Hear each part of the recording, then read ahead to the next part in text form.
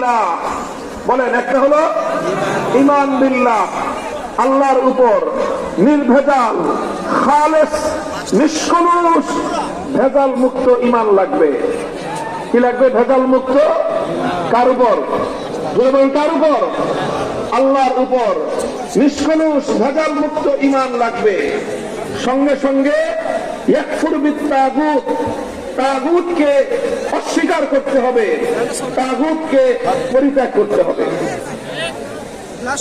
আমি এই বিষয়ে একটু কথা বলবো আপনাদের সামনে, আপনারা ধৈর্য ধরে শুনবেন, কথাটা বুঝবার বিষয়। এবং এই কথা আজকের বাংলাদেশের যে প্রেক্ষাপট তৈরি হয়েছে, এই প্রেক্ষাপটের সঙ্গে কেন প্রয়োজন আমার এই আলোচনা, সেটা আলোচনার শেষাংশে আমি আপনাদের সামনে আমার কথাগুলো এবং আমার কথার সারাংশ, আমার কথার যে ফলাফল, সেটাও আমি স্পষ্টভাবে আপনাদের সামনে উচ্চারণ করবো ইনশাআল্লাহ। আল্লাহ পাক রব্বুল আলামিনের উপর ঈমান গ্রহণ করা, এই ঈমান এটা হলো আসলুল উসুল। একজন মুমিনের উপর, একজন মানুষের উপর আল্লাহর পক্ষ থেকে যত বিধিবিধান আল্লাহর পক্ষ থেকে আরোপিত হয়েছে, সকল বিধানের মধ্যে সবচেয়ে গুরুত্বপূর্ণ বিধান হলো ঈমানের বিধান।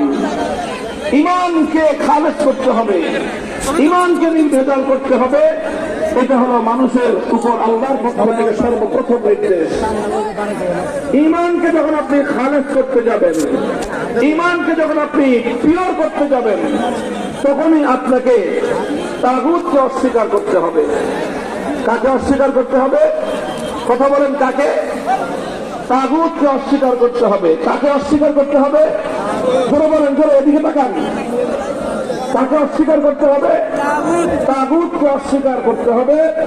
কেউ যদি তাগুতকে সঠিকভাবে অস্বীকার করতে না পারে, কশ্চিনকালেও তার ঈমান পরিপূর্ণ হতে পারে না।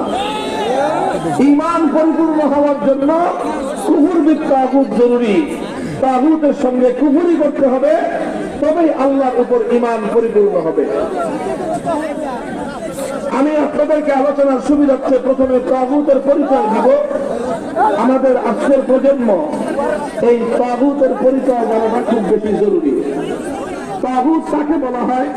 কোরআনে পাকের অনেকগুলো আয়াতের মধ্যে আল্লাহ পাক রব্বুল আলামিন কুফর বিত তাগুত তথা তাগুতকে অস্বীকার করার গুরুত্ব আরোপ করেছেন, জোরালো নির্দেশ আল্লাহ পাক রব্বুল আলামিন দান করেছেন।